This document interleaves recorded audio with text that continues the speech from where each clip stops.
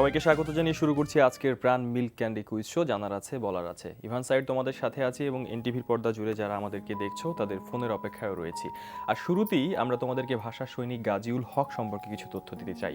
ভাষা সৈনিক সাহিত্যিক এবং গীতিকার গাজীউল হক 1929 সালের 13 ফেব্রুয়ারি জন্মগ্রহণ করেন। 21 ফেব্রুয়ারি তৎকালীন সরকারের 144 ধারা ভঙ্গকারীদের অন্যতম ভাষা সৈনিক গাজীউল হক। ভাষা আন্দোলন সহ সকল গণতান্ত্রিক আন্দোলনে তিনি ছিলেন সম্মুখভাগে। তিনি 2000 সালে 21 পদকে ভূষিত হয়েছেন। তার উল্লেখযোগ্য রচনা জেলের কবিতা, এখানে ও সেখানে, একটি কাহিনী। 2009 সালের 17 জুন তিনি মৃত্যুবরণ করেন। তার প্রতি শ্রদ্ধা সকল ভাষা সৈনিকের প্রতি। আমাদের সাথে স্টুডিওতে আজ উপস্থিত আছেন জনপ্রিয় অভিনয় শিল্পী স্পর্শিয়া। স্পর্শিয়ার সাথে কথা বলবো। বললামই তো তোমাদের ফোন কলের অপেক্ষায় আছি। স্পর্শিয়া, কেমন আছো? ভালো আছি। তুমি গতকালের দিনটি কিভাবে কাটালে বলো? গতকালকের দিনটি বাসায় বসে মিটিং করেছি, প্রি-প্রোডাকশন করেছি। আচ্ছা, আমার নিজস্ব হাউসের প্রোডাকশনের, মানে আপকামিং প্রোডাকশনের। আচ্ছা, মানে প্রভাত ফেরিতে যাওয়া হয়নি? না, যাওয়া হয়নি, অনেক বছর যাওয়া হয় না। অনেক ছোটবেলায় থাকতে মার সাথে যাওয়া হতো ঢাকা ইউনিভার্সিটিতে, প্রভাত ফেরিতে না, বাট আমরা সন্ধ্যার দিকে বিকালের দিকে বের হতাম, অনুষ্ঠানগুলো দেখতাম। এখন আসলে মানে বড় হওয়ার পর জিনিসগুলো অনেক অন্যরকম। তো প্রভাত ফেরি, এই যে একটা শব্দ না, মানে প্রভাত ফেরি, আমার কাছে ব্যক্তিগতভাবে লাগে যে প্রভাত ফেরি শব্দটা এত সুন্দর, এত মিষ্টি একটা শব্দ, বাংলাতেই বোধহয় খুব সুন্দর লাগে। তুমি তোমার মনে পড়ে যখন প্রভাত ফেরিতে যেতে, সেই সময় কেমন উত্তেজনা তোমার মাঝখানে কাজ করতো, কেমন লাগতো? না, প্রভাত ফেরিতে আমি কখনো যাইনি। কখনোই যাওনি? যাবার ইচ্ছে হয় না? ইচ্ছে আছে। তুমি যাবে? অনেক ইচ্ছে আছে। কথা দিচ্ছ তুমি সামনে যাবে? ইচ্ছে আছে, মানে তো সুযোগ পেলে অবশ্যই যাব, কিন্তু যাওয়া হয়নি কখনো, কারণ হতো না আর কি। আচ্ছা আচ্ছা, তুমি বলছিলে যে প্রি প্রোডাকশনের কথা বলছিলে বা তোমার মায়ের কথা বলছিলে, আমরা সবাই জানি সে কথাগুলো বহুবার এসেছে, তোমার কিভাবে শুরু হয়েছে, আন্টির একটা বিশাল অবদানও রয়েছে, কিন্তু এই সময় তুমি কি কি কাজ নিয়ে ব্যস্ত আছো সেটা একটু শুনি। এই সময় আমি ভ্যালেন্টাইনের কাজ শেষ করে, 21 ফেব্রুয়ারি নাটকের কাজ শেষ করে আমি অ্যাট দিস মোমেন্ট, মানে একদম এই মুহূর্তটায় আমি হচ্ছে গিয়ে ব্যস্ত আছি নিজের হাউসের কাজ নিয়ে। আচ্ছা, আমার সবসময় স্বপ্ন ছিল যে আমার একটা প্রোডাকশন হাউস হবে, একটা প্রোডাকশন টিম হবে, যাদেরকে নিয়ে বা যেটাকে নিয়ে আমি নাটক বানাবো, সিনেমা বানাবো। তো এই স্বপ্নটার কারণেই আমার হাজবেন্ডের সাথে আমার বন্ধুত্ব, বিয়ে, এবং আমরা একসাথে কাজ শুরু করেছি, প্রোডাকশন হাউস দিয়েছি, এবং আমরা আমাদের প্রোডাকশনের প্রথম 2টা গল্প নিয়ে আমরা আগাচ্ছি। তো গতকালকে আমরা আমাদের ডিওপি, তারপরে এডি টিম যারা ছিল সবাইকে নিয়ে আমরা সারাদিন ওই মিটিংই করেছি। আমরা মার্চের 1 তারিখে শুটিং এ যাচ্ছি, ও ডিরেকশন দিচ্ছে। বাহ, শুভকামনা। সেই কথাগুলো আমি শুনবো। আমি একটু তোমার কাছে জানতে চাই, যে ভালোবাসা দিবসের কথা বললে এবং শহীদ দিবসের কথা বললে, এই সময় তোমার নাটকের কাজের কথা বললে, সেই নাটকগুলি সম্পর্কে একটু জানতে চাই। নাটকগুলো বেশ কটা চ্যানেলে গেছে, একটাও দেখা হয়নি। আমি বলতে পারবো না কোন সময়ে গেছে, কারণ এটা খুবই মানে স্বাভাবিক হয়ে গেছে জীবনে, যে কাজ করছি কিন্তু নিজের কাজ নিজে দেখবো, সেই সুযোগটা হচ্ছে না, কারণ কাজ করছি, মানে কাজের কারণে। আর পরে কাজের কারণে কাজ আর দেখা হয় না। কিন্তু এমনি নাটক কি দেখো? সময় পেলে নিজের নাটক সহ যখন শুনি যে নাটকটা ভালো হচ্ছে, ওটা ভালো হচ্ছে, দেখি। যেমন ঈদের টাইমটাতে আমি যখন ঈদ ওভাবে পালন করি না, আমি কোনো উৎসবে আসলে পালন করি না। আচ্ছা, মানে আমার উৎসব পালন করার ব্যাপারটা হচ্ছে ঘরে বসে থাকা, আসলে ওটাই আমার উৎসব। ওটাও এক ধরনের পালন। তো যেটা হয় যে ঈদের সময় বা বাসা থাকলে নাটকগুলো দেখি। আচ্ছা, নাটকের এই যে তুমি অভিনয় করছো, পাশাপাশি এখন তোমার নির্মাণের স্বপ্ন অনেক আগে থেকে আমরা সবাই জানি, টুকটাক স্পর্শিয়া সম্পর্কে যারা খোঁজ রাখে তারা সবাই জানি, কিন্তু সেই স্বপ্নটা তোমার বই পড়তে পড়তে শুরু হয়েছে। তোমার প্রিয় কিছু লেখকদের কথা একটু এখন শুনতে চাই। প্রিয় লেখক বলবো না, জীবনের প্রথম প্রেম বলবো। জীবনের প্রথম যে তোমার জীবনের প্রথম প্রেম বা লেখক কি, সেটা আমরা শুনবো। একটা ফোন আছে, একটুখানি রহস্য রাখি। হ্যাঁ, ফোনটা নিয়ে আসি, তারপর শুনবো। ওকে, কে আছো ফোনে? আমি রিন্তি। কোন ক্লাসে পড়ো তুমি? ক্লাস 10। বলো, কোন বিভাগ থেকে প্রশ্ন করব? জীবজগৎ। জীবজগৎ নাকি? হ্যাঁ, জীবজগৎ, ঠিক আছে। প্রথম প্রশ্ন, প্লাস্টিডবিহীন উদ্ভিদ কোনটি? অপশনগুলো শোনো। ক এগারিকাস, খ স্পাইরোগাইরা, গ রিক্সিয়া। বলো, তুমি কেন দেখছো? অপশন ক এগারিকাস। এগারিকাস কি মনে হয় তোমার? আমি তো একদমই বলতে পারবো না। ও যেটা বলেছে সেটা একদম সঠিক। সঠিক উত্তরের জন্য ধন্যবাদ। অভিনন্দন, 500 টাকার বই তুমি পেলে। দ্বিতীয় প্রশ্ন তোমাকে করছি, রক্তনালীতে রক্ত জমাট না বাঁধার জন্য দায়ী কোনটি? অপশনগুলো বলে দিচ্ছি। ক হেপারিন, খ প্রোথ্রম্বিন, গ অনুচক্রিকা। বলো, রক্ত জমাট না বাঁধার জন্য দায়ী। ক হেপারিন। হেপারিন সঠিক। Very good. 1000 টাকার বইয়ের জন্য অভিনন্দন। এবার বলো যে পরের প্রশ্ন করব? হ্যাঁ যাব। নিয়ম জানো? জি। অনেক ধন্যবাদ তোমাকে। প্রশ্নটি হচ্ছে, কৃত্রিম জিন আবিষ্কার করেন কে? অপশনগুলো বলে দিচ্ছি। ক গ্রেগর জোহান মেন্ডেল, খ হরগোবিন্দ খোরানা, গ চার্লস রবার্ট ডারউইন। বলো।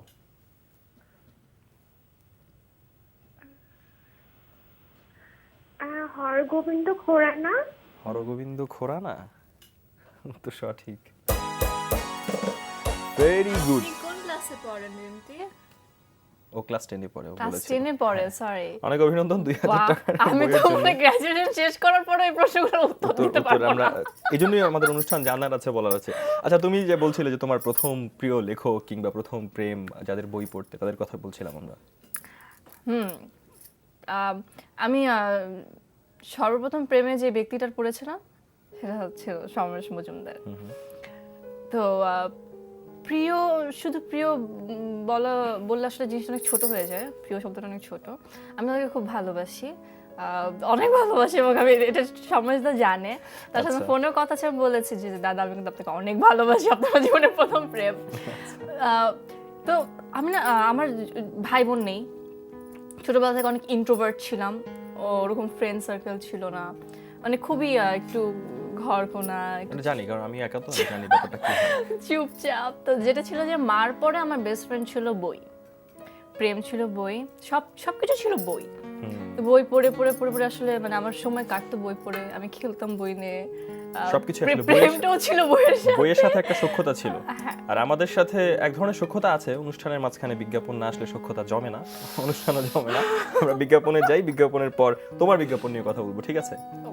স্পর্শিয়া, বিজ্ঞাপন নিয়ে আমরা কথা বলছিলাম যখন আমরা অফ এয়ারে ছিলাম। তুমি বিজ্ঞাপন নিয়ে খানিকটা বললে যে বিজ্ঞাপনের কারণে নাটক দেখা হয় না, ইত্যাদি ইত্যাদি। কিন্তু তোমার তো বিজ্ঞাপন দিয়েই কিন্তু এই জগতে পদার্পণ। বন্ধু 3 দিন খ্যাত সেই সংলাপ, তারপর আরো বেশ কিছু বিজ্ঞাপন। সেই জার্নিটা সবাই জানে, তারপর আমরা একটু শুনি আরেকবার। বিজ্ঞাপন এয়ারটেল যখন ওয়ারি থেকে এয়ারটেল হয়, মানে এয়ারটেল যখন বাংলাদেশে পা রাখে, আমি তখন এই ইন্ডাস্ট্রিতে পা রাখি। আচ্ছা। তো এয়ারটেলের বাংলাদেশের প্রথম বিজ্ঞাপনটা আমার জীবনের প্রথম বিজ্ঞাপন ছিল।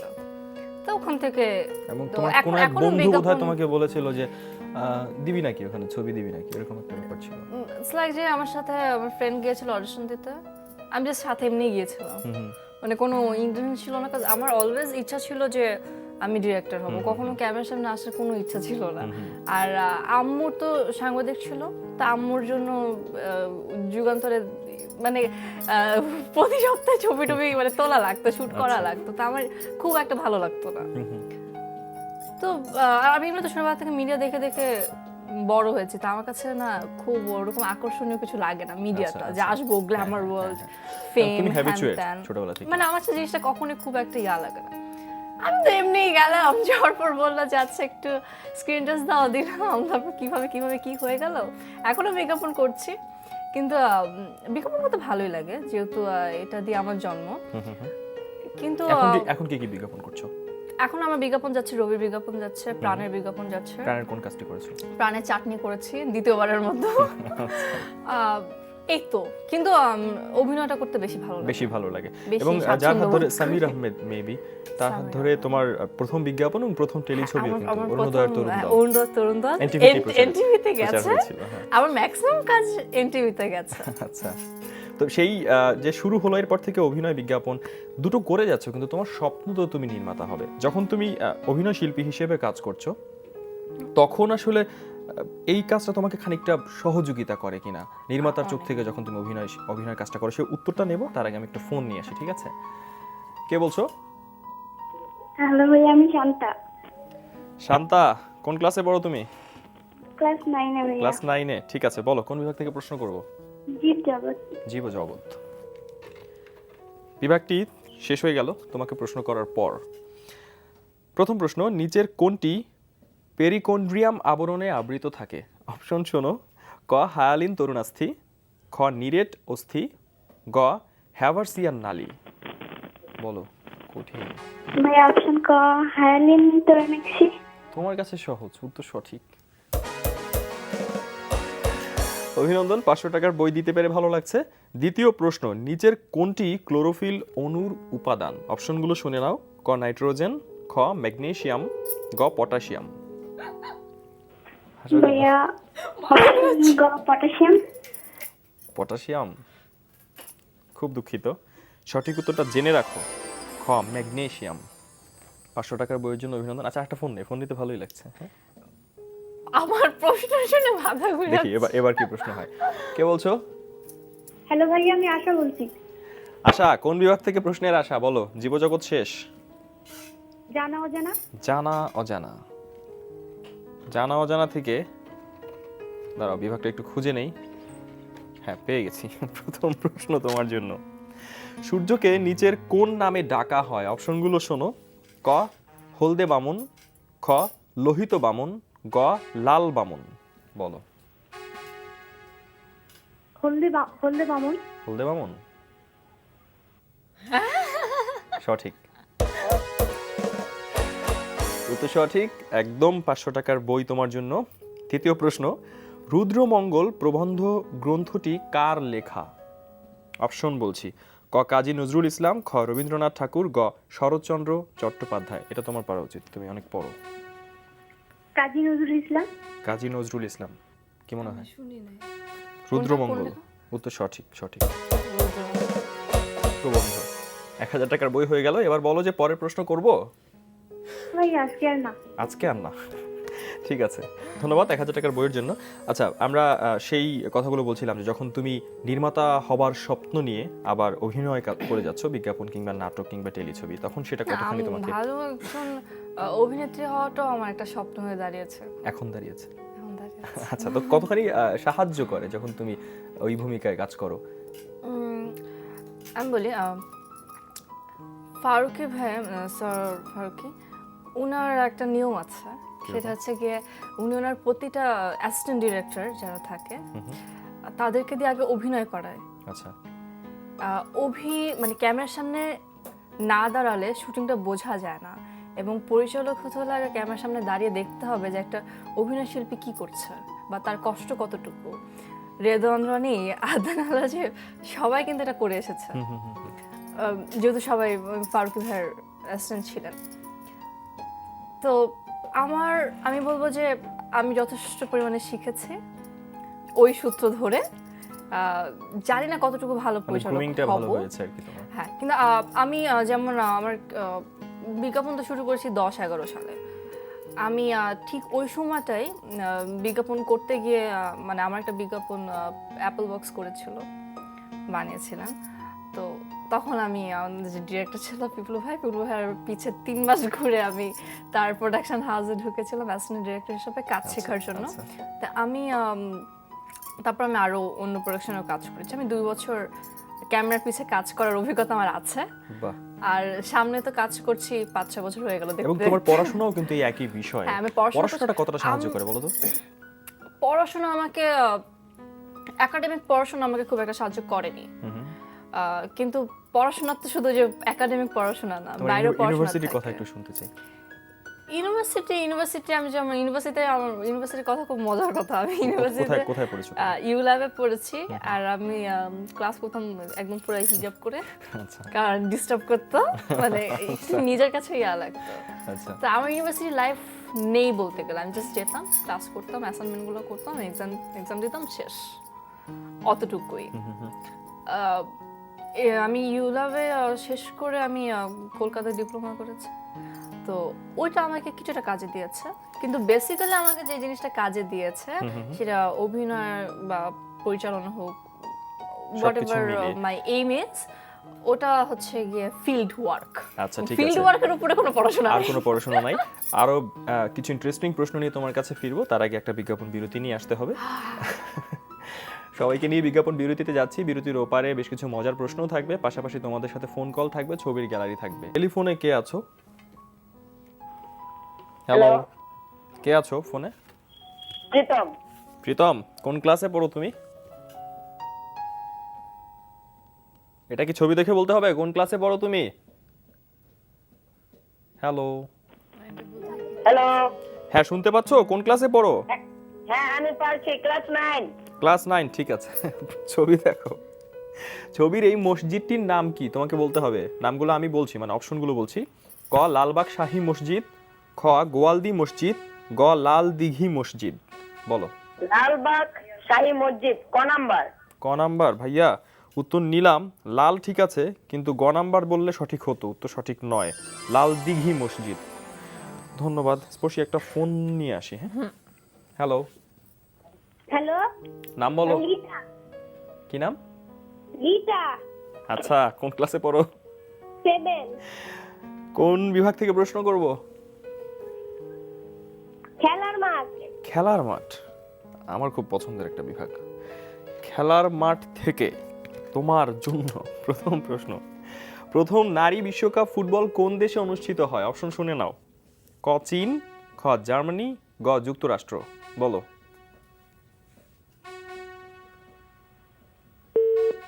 ইস, ফোনটা কেটে গেছে। আমি সঠিক উত্তরটা জানিয়ে দেই। সঠিক উত্তর হচ্ছে ক চীন। 1991 সালে নরওয়েকে 2-1 গোলে পরাজিত করে যুক্তরাষ্ট্র। জানা হলো। স্পর্শী, এবার একটু তোমার সাথে কথা বলবো। আচ্ছা, আমরা অনেক কিছু নিয়ে কথা বলছিলাম। এনটিভিতে একটা জনপ্রিয় ধারাবাহিক ফ্যামিলি প্যাক, সেখানেও তুমি অভিনয় করেছো। সেটা নিয়ে একটু শুনি তোমার অভিজ্ঞতা, কাজ শেষ করলে। হ্যাঁ, শেষ হয়েছে সম্প্রতি। ধারাবাহিকটা শেষ হয়ে গেছে আরো অনেক দিন আগে। আমরা ওটার 1.5 বছর টানা কাজ করেছি।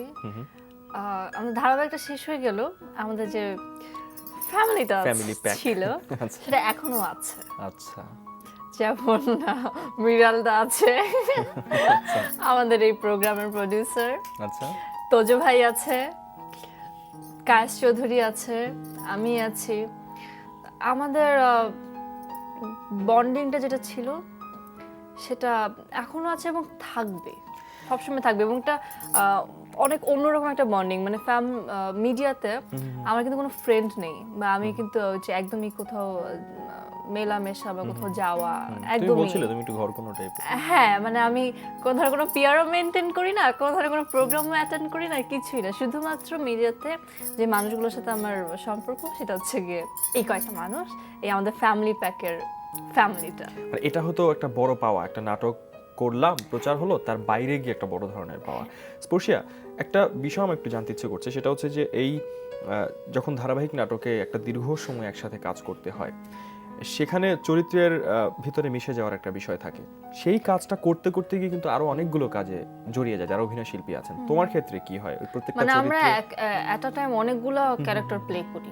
আমরা আজকে আমি এই ক্যারেক্টার হলে কালকে ওই ক্যারেক্টার, আবার ওই অমুক ধারাবাহিকে তমুক ক্যারেক্টারের সাথে আবার ওই ধারাবাহিকে ওই ক্যারেক্টার। এটা আসলে যেটা হয় যে এত কিছু আমি বলবো যে আমি এত ক্যালকুলেটিভ না, এমনি তো এত ক্যালকুলেশন করিও না। আমি জাস্ট সিম্পলি যখন যেই সেটে যে ক্যামেরার সামনে যে চরিত্রটা নিয়ে দাঁড়াই, আমি জাস্ট ওই চরিত্রটা ওই সময় হয়ে যায়। কেউ যদি বলে আমি খুব ভালো অভিনয় করি, আমার মনে হয় না ভালো অভিনয় করি, বাট অনেকে যারা বলে, অনেকে যারা প্রশংসা করে যে আমি ভালো অভিনয় করি, তাদেরকে বলে আমি আসলে অভিনয় করি না, আমি জাস্ট ক্যারেক্টারটা হয়ে যাই ওই সময়টার জন্য, আচ্ছা, ওই মুহূর্তটার জন্য। আর এই যে অভিনয় নিয়ে আমরা কথা বলছিলাম, তোমার পড়াশোনার অভ্যাস নিয়ে কথা বলছিলাম, অনেক কিছুই বলছিলাম। একটা বিষয় বলো তো, আমাদের নাটক নিয়ে অনেক কথা হয়, আমাদের একটা আফসোস করতে দেখা যায় যে আমরা আমাদের বাইরের একটি চ্যানেল খুব বেশি দেখি, একটা দেশের চ্যানেল খুব বেশি দেখি। একজন অভিনয় শিল্পী হিসেবে কিংবা একজন সচেতন দর্শক হিসেবে তোমার কাছে কি মনে হয় আমাদের নাটক কতটা এগিয়ে যাচ্ছে, কতখানি ভালো আমরা করছি? আমাদের নাটক ইন্ডাস্ট্রি কিন্তু সিনেমার থেকে অনেক হাই, অনেক ভ্যালুয়েবল এবং অনেক আপগ্রেডেড। কিন্তু আসলে চ্যানেলগুলো যতদিন পর্যন্ত তাদের বিজ্ঞাপনের যে সিস্টেমটা এটা চেঞ্জ না করবে বা আগের সিস্টেমে না আসবে, ততদিন পর্যন্ত নাটক দর্শক দেখবে না। আমি নিজে চ্যানেল খুললে যদি আমি একটা চ্যানেলের প্রোগ্রামে বসে আছি, but to be very honest, আমি একটা চ্যানেল খুললে আমি বিজ্ঞাপনের কারণে আমি চেঞ্জ করে যে চ্যানেলে যাই ওই বিজ্ঞাপনই দেখাচ্ছে ঘুরে ফিরে, তো প্রোগ্রাম আমি দেখতে পারি না। বাট ইউটিউবের কারণে দর্শকরা আমাদেরকে চিনে, চ্যানেল কিন্তু কেউ দেখে না। আমার যত দর্শক সবাই বলে যে হ্যাঁ ইউটিউবে আমি আপনার ওই নাটকটা দেখেছি, কেউ বলতে পারবে না যে ওই নাটকটা কোন চ্যানেলে গেছে। আচ্ছা তো আচ্ছা, আরেকটা ব্যাপার বলো তো, সমালোচনাকে কিভাবে নাও? কেউ বললো যে স্পর্শী তোমার এই কাজটা একদমই ভালো হয়নি, বা নানান সময় নানান ধরনের সমালোচনা চলে আসে, এই বিষয়গুলো এটা আসলে সমালোচনা আমি নেই, সমালোচকের উপর ডিপেন্ড করে। আচ্ছা, কে বলছে কথাটা, আচ্ছা, সেটার উপর ডিপেন্ড করবে যে আমি কিভাবে নিব বা আদৌ নিব কি নিব না। আমি একটা জিনিস নিব এখন, আচ্ছা কি? সেটা হচ্ছে ফোন। ঠিক আছে, কে আছো ফোনে? হ্যাঁ ভাইয়া, আমি ইমা, আচ্ছা ভাইয়া, কোন ক্লাসে পড়ো তুমি? ক্লাস 10 এ। বলো কোন বিভাগ থেকে প্রশ্ন করব?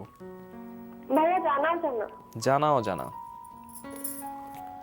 প্রথম প্রশ্ন, দারফুর কোথায় অবস্থিত? অপশন শোনো, ক সুদান, খ নাইজেরিয়া, গ জাম্বিয়া। বলো। সুদান। সুদান সঠিক। Darfur.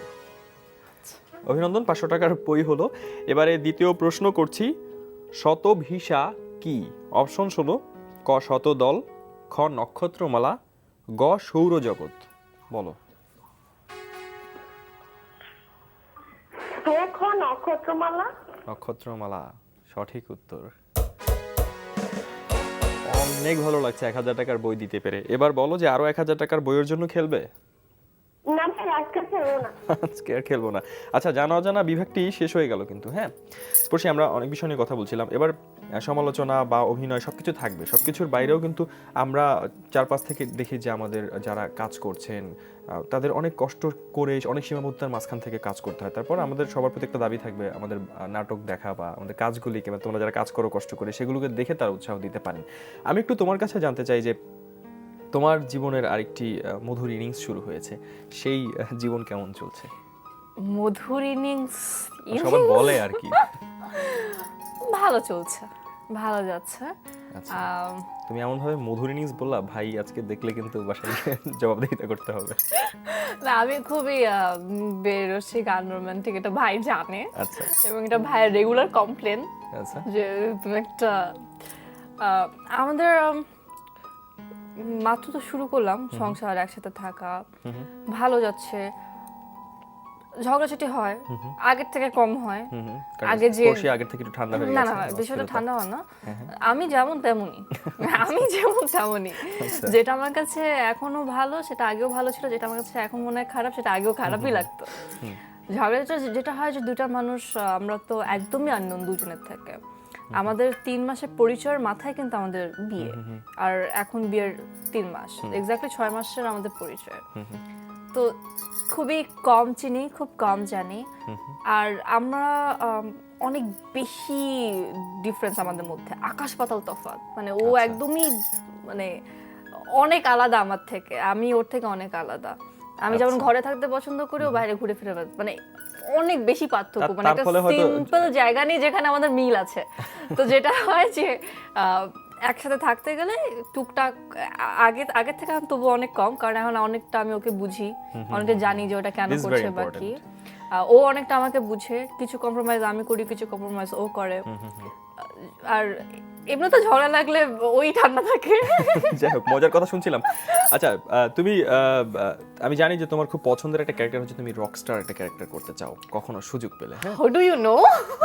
How do you know? I know, but আরেকটা ব্যাপার একটু তোমার কাছে জানতে চাই যে এর বাইরে তুমি যেহেতু লিখছো, তোমার প্রথম সামনে তোমার লেখা নাটকও আমরা পাচ্ছি, এই লেখালেখি এর আগেও করেছো কিনা? করেছো তো বটেই, বা এখন যে করছো লেখালেখি নিয়ে একটু শুনতে চাই।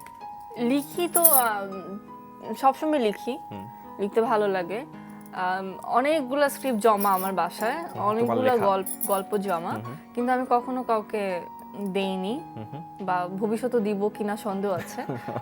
এটা প্রথমবার আমি আমার স্বামীর জন্য একটা গল্প লিখেছি, তো স্ক্রিপ্ট করেছি এবং ওটা ওকে দিয়েছি যে ও বানাবে, তো ওটাও বানাচ্ছে।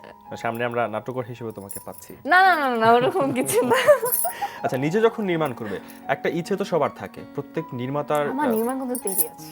যখনই হোক প্রত্যেক নির্মাতার একটা স্বপ্ন থাকে যে আমি শেষ পর্যন্ত আমার এই গল্পটা বলবো, সেটা ফিল্ম দিয়ে হোক, নাটক দিয়ে হোক, শর্ট ফিল্ম দিয়ে হোক, অনেক কিছুই থাকে। স্পর্শিয়ার ভাবনাটা কি?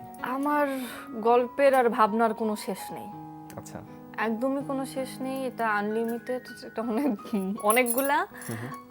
খালি এটাই আল্লাহর কাছে আমার প্রার্থনা যে মৃত্যুর আগে যাতে ভাবনাগুলো, গল্পগুলো যাতে বলে যেতে পারি, না বলার আগে যাতে উনি না নিয়ে যায়। আর সেটা আমাদেরও প্রার্থনা। আর অভিনয় নিয়ে এখন তো অনেকগুলো দিন হলো, সময় এসেছে, কাজের অনেক সুযোগ বেড়েছে, কাজের পরিধি বেড়েছে। এই সময় এসে তোমার কাছে কি মনে হয়, অভিনয় নিয়ে কি ভাবছো সামনে ক্যারিয়ারটাকে? অভিনয় আমি খুব ভালোবাসি। অভিনয় করতে গিয়ে না আমি অভিনয়ের প্রেমে পড়ে গেছি, সত্যি কথা। বিজ্ঞাপন দিয়ে শুরু হলো, আমি কিন্তু নিজেকে এখনো, যেমন এই প্রোগ্রাম শুরু হওয়ার আগে আমি বলছিলাম যে প্লিজ মডেল না, অভিনেত্রী। Modelling is a totally different sector. আমি শুধু বিজ্ঞাপনটা করি, প্রথম থেকে করে এসেছি, বাট আমার পরিচয় আমি একজন অভিনেত্রী। আমার পরিচয় আমি নাটক করি, আমি অভিনয় করি। অভিনয় দিয়ে আমার জীবিকা চলে। অভিনয়কে আমি অনেক ভালোবাসি, অনেক শ্রদ্ধা করি, এবং এটা নিয়ে অনেক কল্পনা জল্পনা অনেক কিছু।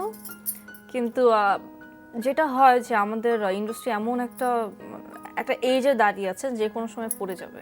না, আমরা তো সেটা এই চাই না। ক্ষেত্রে আমরা আসলে আর্টিস্টরা যতটুকু সম্ভব আমরা আমাদের বেস্ট, শুধু আমি না, আমরা সবাই চেষ্টা করে। চেষ্টা স্পর্শিয়া, করছি। তোমার প্রতি শুভকামনা। তোমার আবেগটা আমরা বুঝতে পারছি, তোমার অনুভূতি বুঝতে পারছি। আমরা স্পর্শিয়াকে এরকম হাস্যোজ্জ্বল সবসময় আমাদের সাথে চাই, যে কোনো রূপে, যে কোনো ভূমিকায়। অনেক ধন্যবাদ আমাদের সাথে সময় দিলে তুমি। Thank you. যেতে হবে, তবে একটি ঘোষণা আছে সবার জন্য। প্রিয় দর্শক শ্রোতা, বিশ্বের যে কোনো প্রান্ত থেকে যে কোনো সময় এনটিভিতে সম্প্রচারিত সংবাদ ও অন্যান্য সকল অনুষ্ঠান উপভোগের জন্য লগ ইন করুন আমাদের পূর্ণাঙ্গ ওয়েব পোর্টাল www.ntvbd.com। এমনকি এই অনুষ্ঠানটাও কিন্তু সেই ওয়েবসাইটে ভিজিট করে আপনি দেখতে পারবেন। আজকের মতো বিদায়, আল্লাহ হাফেজ।